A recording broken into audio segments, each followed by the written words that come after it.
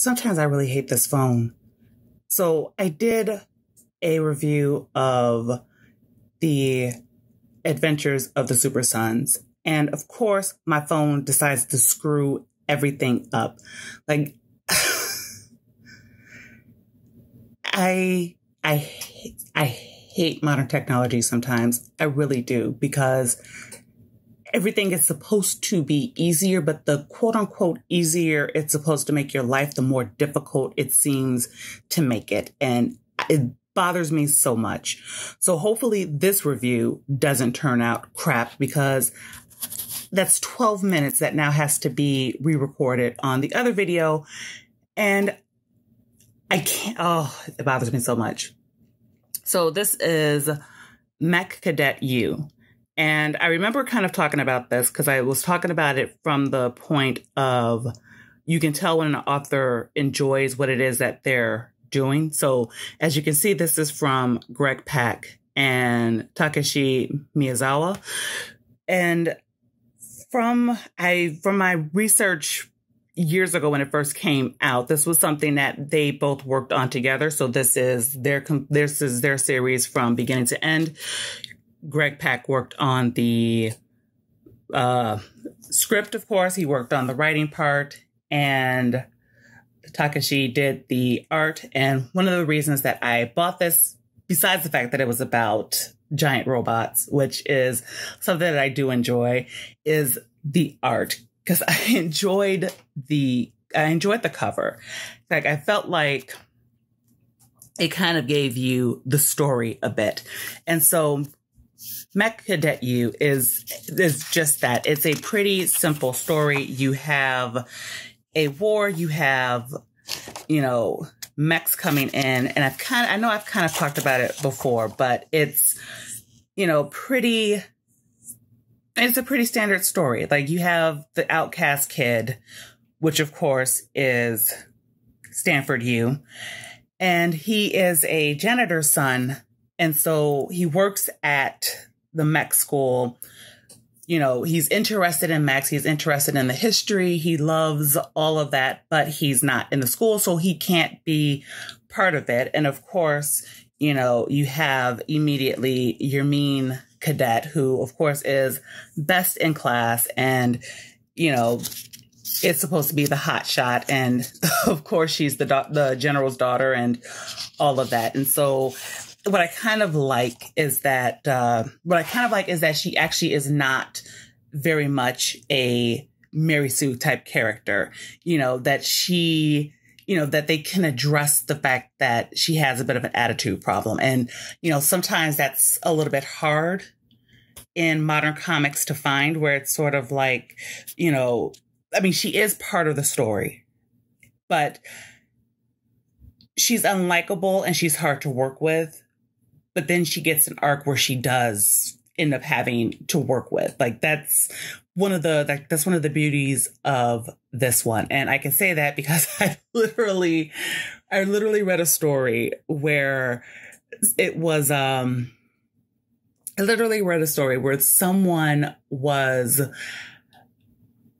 actually, I don't even really want to talk about the story, but it was a character arc where someone was basically a jerk the whole movie, and them being a jerk, even though they kept mentioning that they were a jerk, they never had a time where they stopped being a jerk or even stopped trying to be a jerk. And that, that really kind of bothers me, because it's sort of like, if you're going to have a character where someone's going to behave badly, the thing that you do is you give them an arc to where they have a change, especially if they're going to be a major part of the story. Like, here's one of the things about storytelling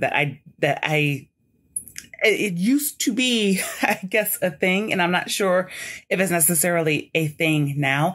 If you have an ensemble cast, everyone will still have to go through the hero's journey, because no one should be the same from beginning to end. And that is kind of the problem sometimes with, modern storytelling, where you might have one character be on, there's certainly a problem with the Disney trilogy where, by the time they try to put a hero's character arc on Rey, it's already too late, and no one else really has a character arc either. And so you're stuck with these people who don't really change from movie to movie unless it's shoehorned in, but it doesn't really matter because there's no high stakes that make you actually care. So I'm putting that out there because I'm a storyteller. I love talking about storytelling. I love reading other people's work. And I will say, if you have an ensemble cast and they're going on a journey, no single person should be unchanged. Everyone should be changed. And it's kind of giving me an idea of a story or not a story. It's kind of giving me an idea of a video. But yeah, okay. Back to this. So she does get a bit of a character arc through the series. This is another 12-part story. So, of course, you have Stanford Yu, and he, enjoys the idea of mechs, but he's a janitor's kid, so he knows that he's not going to, have a part in this. So one of the cool things I thought is that these mechs are sentient. So they essentially come from a different planet, and there's 3 that come a year. And the 3, they choose a student to be their kind of writer. And so it's essentially a story where these kids it's a story where they're more partners with the mechs. They're not controlling the mechs, so they don't, so you don't have anything like them controlling the mechs. They're partners working with the mechs kind of thing. And I thought that was a little bit interesting. Now, of course, this was probably my favorite page or my favorite 2 pages of certainly issue 1, but basically of the whole story, because even if you just don't have the words, it just gives you, you can tell so much in the story. And I really kind of enjoyed it for that, because it's the story. It's perfect sequential storytelling for me, because you can tell what's going on just by looking at it. And so, like I said, one of the highlights for me was the artwork and the way that it's shown. And it just, it has so much heart for that, because you can tell that these 2 really care for the property. They really cared for what they were doing. They cared for the characters.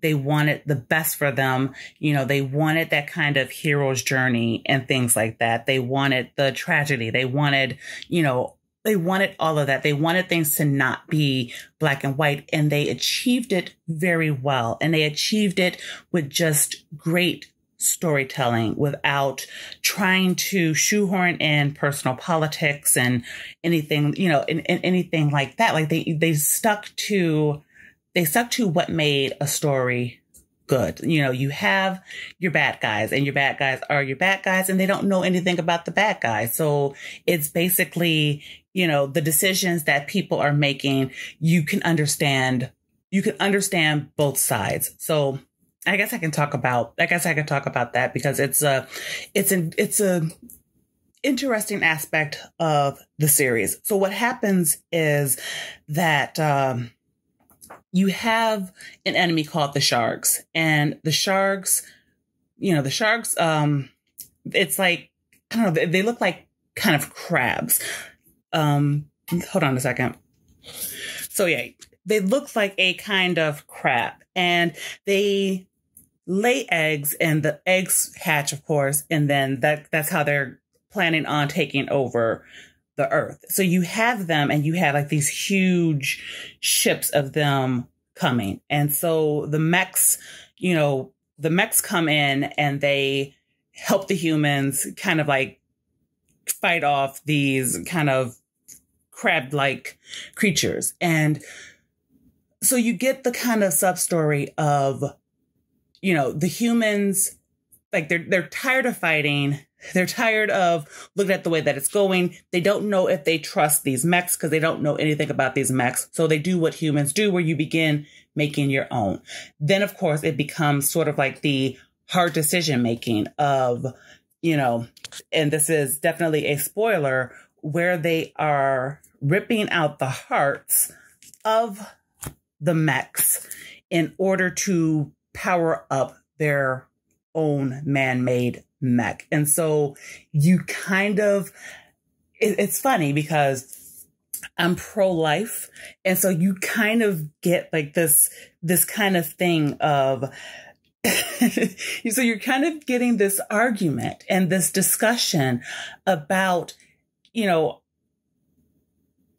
are these mechs, because they're sentient, so do their lives matter? How can you just destroy them versus we're doing it for the best of mankind? And I really kind of like, and even just thinking about it right now, it just is really kind of interesting because it's, like I said, it's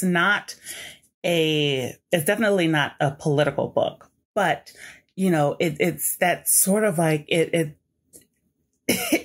makes you begin asking questions, and it makes you look at sort of like where you stand in this. And it's good for that reason. I highly recommend this series. It's 12 books. It's one story. It's a great story. If you like giant robots, it is definitely the story for you. If you like something that has kind of like twists and turns, and you're not you have a main villain, but you kind of have, and that's where it's successful because the sharks don't speak. So you have the sharks and they don't speak. So you have to have sort of like a kind of like subplot villain. And so the subplot villain becomes the commanders of the mech techs. So yeah, it's a little bit complex for that. It's a little bit rich and complex for that reason. So yeah, I definitely would highly recommend this series. It's by Boom Studios. And I know I've mentioned before that to me, Boom Studios are hit and miss. This is definitely one of their hits for me. Pick it up, pick it up, pick it up. I probably cannot recommend it any higher. So if you like this, click the like button, click the subscribe button, do the bell stuff for notifications, share this, do all of that. Definitely take a look at Mech Cadet U because it is fun. And I will see you on the next video. Bye.